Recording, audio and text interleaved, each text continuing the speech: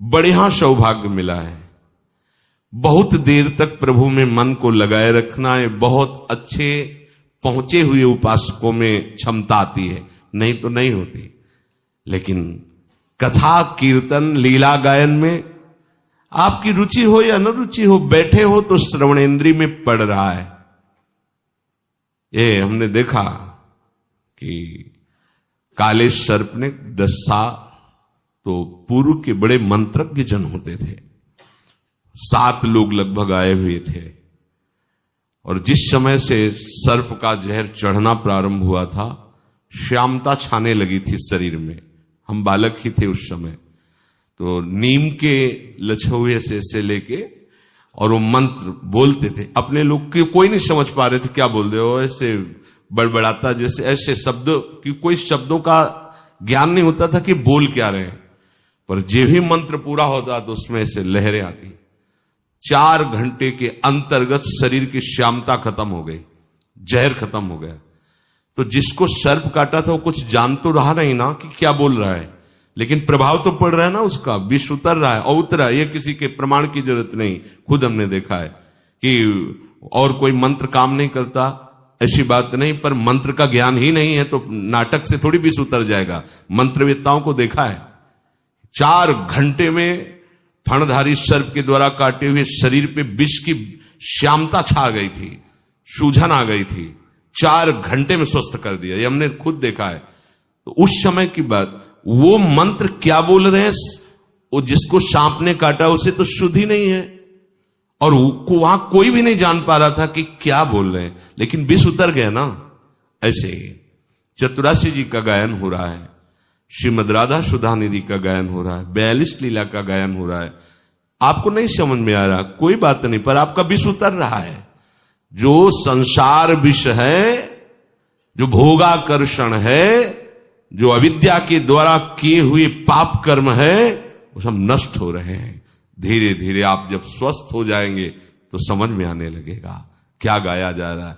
फिर जब आप समझने लगेंगे तो आप जी नहीं सकते इसके बिना। ये मनमयाहा, प्रभु की शरण होकर के प्रभु का जब चिंतन किया जाता है तो शरणागति से यह सामर्थ्य आती है कि वो निरंतर प्रभु का चिंतन कर सके। निरंतर प्रभु का चिंतन करना केवल महाभागवत के अंदर इतनी सामर्थ्य, अन्य नहीं। ये बड़ी कठिन बात, विश्व में अगर कोई भी कठिन कार्य है तो भजन करना है। सब कार्य में मन सहयोग कर सकता है, भजन में नहीं करता। आप खुद देख लीजिए। और जो निरंतर भजन करते हैं इसीलिए भगवान उनके अधीन हो जाते हैं। प्रभु ऐसा आकर्षण देने लगते हैं भक्त के हृदय में कि फिर वो जी नहीं सकता। कुछ दूरी है जिसमें विषयों का आकर्षण रहता है, प्रभु का आकर्षण समझ में नहीं आता। ध्यान रखना, कुछ यात्रा ऐसी है, और ये यात्रा काटने के लिए केवल एक उपाय है, साधु संग। अगर साधु संग नहीं तो इस यात्रा में आप कदम आगे नहीं बढ़ा सकते, भाग जाएंगे। ये यात्रा जहां प्रभु का आकर्षण अभी अनुभव में नहीं आया और संसार का आकर्षण हो रहा है और हमको निरंतर भजन मार्ग में चलना है, ये बहुत कठिन यात्रा है। जो इसको पार कर जाते हैं उसके आगे फिर कठिन नहीं होता। ऐसी मधुर मधुर झांकी, ऐसे दिव्य अनुभव, ऐसा आनंद, उसे समझाना नहीं कि भजन सार वस्तु है, भजन करना, वो भी जी नहीं सकता। उसका रोम रोम रग रग प्रभुमय हो जाता है। पर वहां तक पहुंचने के लिए जो अत्यंत आवश्यक विषय है वो साधु समागम, सत्संग एक बहुत बड़ा अमृत है जो बड़े भाग्यशालियों को पीने को मिलता है। यही सत्संग हमें नवीन उत्साह पैदा करता है। भगवदानंद का अनुभव नहीं हो रहा, विषय आकर्षण बहुत जोर का है, आग लगी हुई है। उसको ऐसा लगता है, कहते हैं नाम में रस है, रूप में रस है, लीला में रस है, धाम।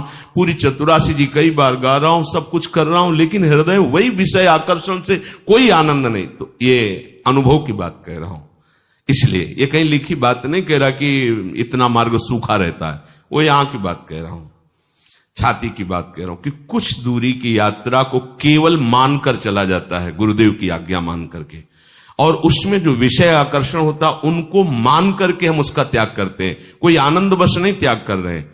अब वो मार्ग केवल उनकी अंगुली पकड़ के ही हम चल सकते हैं, अन्यथा नहीं चल सकते। वो केवल मनोराज्य होता रहता है। और जहां उस सीमा को प्यार किए, वो सीमा क्या है? अपनापन देह भोगों में, संबंधियों में। जहां ये अपनापन प्रभु की तरफ लगा तो प्रभु उसके हृदय में आकर्षण पैदा करने लगते हैं।